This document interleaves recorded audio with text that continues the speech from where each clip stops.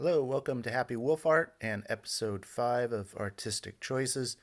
This week we're looking at Menace the Menace, and I have a couple pages here that I just want to look at some artistic choices to learn from and to apply to one's own art.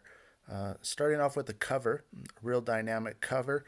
Obviously, see the angles of the landscape, they're parallel with the speed lines. And even in the buggy itself, you have the structure of the buggy, which is a triangle. And then you have the kids standing at an angle, which is consistent with that triangle shape, making it quite dynamic. Also, if you look at the wheels, they convey speed, not only the speed lines, but if the wheels are true circles, they're going really fast when they're in an oval shape. So that is a visual marker for speed artistically. So let's have a quick look inside here, and just starting with this very first page, I have a couple post-its here. This is just a very simple layout, right? Actually 5 panels with sort of a banner type panel at the top. I'm always intrigued by how artists do motion or rapid motion. So if you look at this figure here, essentially we have a person in 3/4 profile. And then if you cover up that, you have 2 other heads in profile. One there and one there. The nose sort of gets in the way on that one. And then you add the speed lines, and it gives this dynamic motion. All right, let's have a quick look through these pages. I think of all the art sort of finds, I guess, in this issue, this one intrigued me the most. And if you want to sort of try and figure this out by physically laying on the ground, putting your left arm up, this hand here is actually a right hand, and it appears that that's his left arm. So the hand should be drawn completely different, palm up. And for some reason, the artist chose to do it this way. Not sure if he is just drawing quickly or just wanted to avoid a difficult situation as far as drawing hands. But nonetheless, it's a right hand on a left arm. Sort of interesting. Some of those things will stand out, and the eye catches those.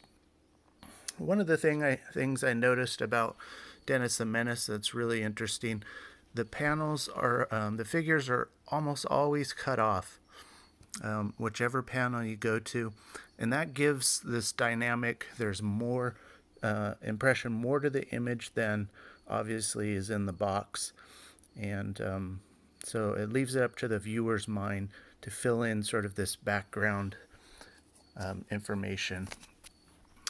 Now, when the figures are shown in full form, oftentimes, at least this particular artist does this silhouette. It can be a full black silhouette, and we'll see other versions of that later in this comic.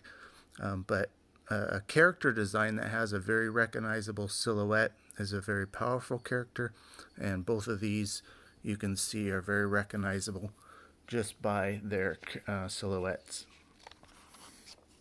All right. Gotta love these old ads from the 80s. All right, so on these panels here, let me give you just a shot of the entire page. I'm really interested in the composition of all these panels.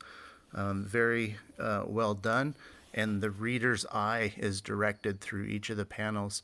So as you can see, the stove top is just very minimally suggested, but the motion is Dennis and his friend going out the door.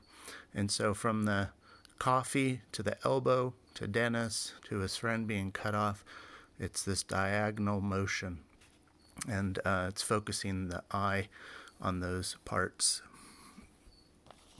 Let me move this. Same thing on this one. And some of the empty spaces are filled in with wording, but you can see the composition. Dennis is almost touching this kid's head, right? Along the sidewalk to him, these two are shooting at each other, and then again along this edge all the way back to this corner. So compositionally sort of a zigzag.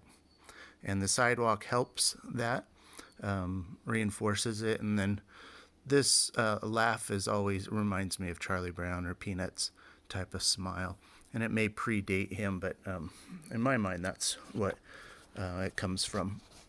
So this panel here has a really nice composition. Let me back out of it here, this middle one. So she is sort of a center point, but she's obviously off center of the picture. This big empty space is filled with some words, but if you notice the composition, right, you have the boys running. She's this important adult figure. Our eye goes here along the edge. These two are fighting, to him and to him. Okay, so again, all of these are really directing the viewer's eyes from figure to figure. From her, we have this L shape, to him, to the gun, to the boy. Again, really nice compositions. Even though it's a simple cartoon, those compositions, those powerful compositions, are throughout the comic. Here we have, again, this L shape.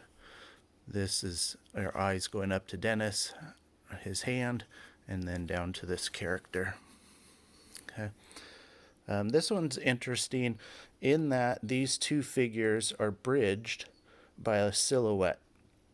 And so that's another powerful tool that you could do, suggesting more is going on in the scene.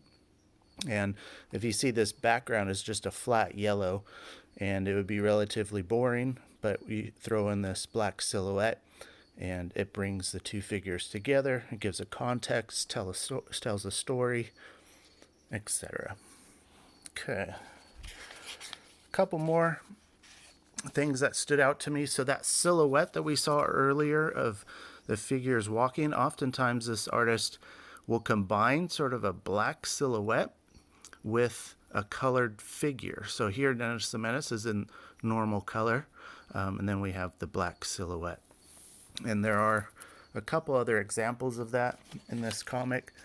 Here we have another silhouette type.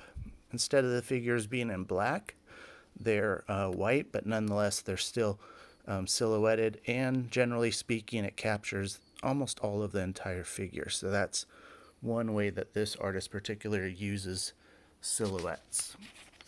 And the very last one that I have here is, again, this sort of hybrid version of a silhouette. Dennis is obviously running, and then he throws in some colored backgrounds for context.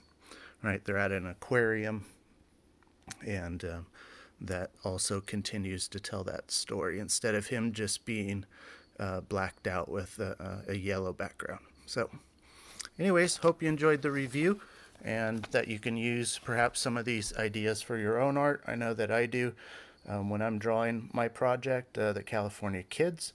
If you're interested to see any of that, please visit my Instagram at happy_wolf_art, and then the number 1, Happy Wolf Art 1. So, and I'll leave that link down in the description. All right, thanks again.